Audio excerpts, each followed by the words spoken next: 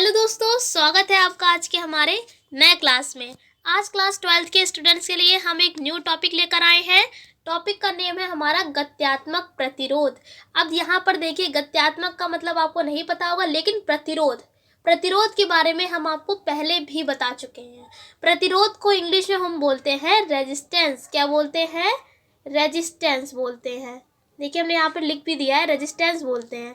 ठीक है, तो इसीलिए हम प्रतिरोध को किससे लिखते हैं? कैपिटल आर से हम प्रतिरोध को लिखते हैं। तो हमने आपको पढ़ाया था एक बार ओम का नियम, मोस्ट इम्पॉर्टेंट भी था ओम का नियम। ओम का नियम हमने आपको पढ़ाया था और ये आपने हाई स्कूल में भी पढ़ चुके होंगे। ओम का नियम क्या होता है? ओम का नियम होता है V बराबर IR।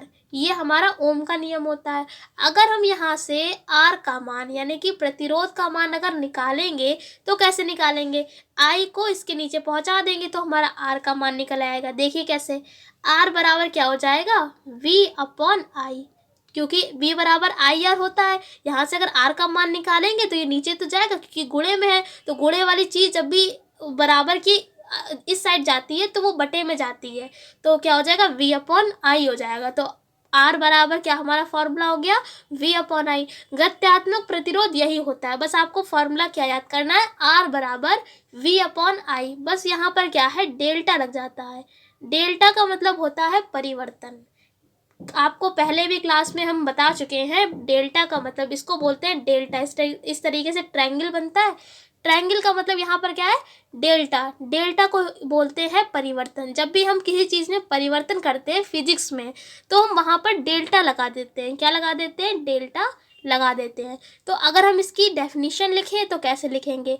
देखिए, हमने आपको कई सारे क्लासों में बता चुके हैं कि अगर आपको किसी भी चीज़ की डेफिनेशन लिखनी है तो सबसे अच्छा तरीका है आप उस चीज़ का फॉर्मूला याद कर लीजिए। फॉर्मूला याद रहेगा तो आपको उसकी डेफिनेशन, मात्रक और विमा, तीनों चीज़ें आप बहुत आसान तरीके से और बिल्कुल सही सही आप लिख सकते हैं। हमने आपको बता दिया गत्यात्मक प्रतिरोध का फॉर्मूला होता है गत्यात्मक प्रतिरोध बराबर delta V upon delta I। अभी हमने आपको बताया था R बराबर क्या होता है? V upon I। बस हमने यहाँ पर क्या कर दिया है? डेल्टा लगा दिया है। लेकिन आप यहाँ पर गत्यात्मक प्रतिरोध को R से बिल्कुल ना लिखें, क्योंकि दोनों फिर सेम नहीं हो जाएंगे। प्रतिरोध भी R हो जाएगा और गत्यात्मक प्रतिरोध भी R हो जाएगा। इसलिए हमने यहाँ पर केवल हिंदी में ही लिख दिया है गत्यात्मक प्रतिरोध, जिससे कि आप बिल्कुल कंफ्यूज ना हो प्रतिरोध और गत्यात्मक प्रतिरोध में। इसीलिए केवल हिंदी में आप भी लिख लीजिए गत्यात्मक प्रतिरोध बराबर क्या होता है? डेल्टा V अपॉन में डेल्टा I। डेल्टा का मतलब भी हमने आपको बता दिया है, क्या होता है? परिवर्तन होता है। अब आपको इसकी डेफिनेशन बता देते हैं। डेफिनेशन कैसे लिखेंगे?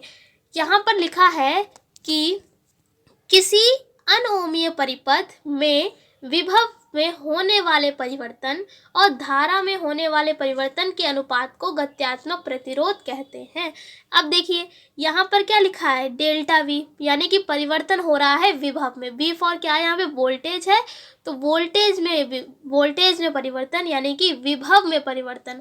I क्या है? I फॉर धारा, और धारा में परिवर्तन। यहाँ पर अपॉन लगा है, अपॉन का मतलब अनुपात, यानी कि विभव में परिवर्तन और धारा में परिवर्तन के अनुपात को हम क्या कहते हैं? गत्यात्मक प्रतिरोध कहते हैं। अब यहाँ पर एक शब्द आया है अनोमीय परिपथ। अनोमीय और ओमीय ये दोनों भी हम आपको बता चुके हैं। ओमीय का मतलब जो हर कंडीशन में ओम के नियम का पालन करेगा वो क्या होता है? ओमीय। और जो ओम के नियम का पालन नहीं करता है उसको हम बोलते हैं अनोमीय परिपथ। आशा करते हैं कि आपको ये डेफिनेशन समझ में आ रही होगी। देखिए कि केवल हमने आपको ये गत्यात्मक प्रतिरोध बताया, लेकिन देखिए यहाँ से आपको कितनी सारी चीज़ें जानने को मिली। पहली चीज़ कि आपको फॉर्मूले के अकॉर्डिंग ही आपको उसकी परिभाषा लिखनी है। यहाँ से देखिए आपको अनोमीय परिपथ जानने को मिला, अनोमीय परिपथ क्या होता है। फिर उसके बाद आपको पता चला प्रतिरोध को हम रेजिस्टेंस बोलते हैं, इसलिए R से लिखते हैं। देखिए, आपको फिजिक्स केमिस्ट्री से रिलेटेड कोई भी प्रॉब्लम हो रही है या कोई भी डाउट है आपको, तो प्लीज़ आप हमको कमेंट करके बताएं। जो भी आपको प्रॉब्लम हो रही है, जो भी आपका डाउट है, उसको हम क्लियर करेंगे। आशा करते हैं आज के लिए कि आपको ये गत्यात्मक प्रतिरोध समझ में आया होगा। एक बार फिर से आपको बता देते हैं, फॉर्मूला होता है गत्यात्मक प्रतिरोध बराबर डेल्टा वी अपॉन में डेल्टा आई, अर्थात वी यहाँ पर क्या है, हमारा वोल्टेज यानी कि विभव है, और आई क्या है, यहाँ पर धारा है। और तो इसकी डेफिनेशन कैसे लिखेंगे, विभव में होने वाले परिवर्तन और धारा में होने वाले परिवर्तन के अपॉन लगा है, इसलिए अनुपात को गत्यात्मक प्रतिरोध कहते हैं। आशा करते हैं ये सारी चीज़ें आपको समझ में आ गई होंगी।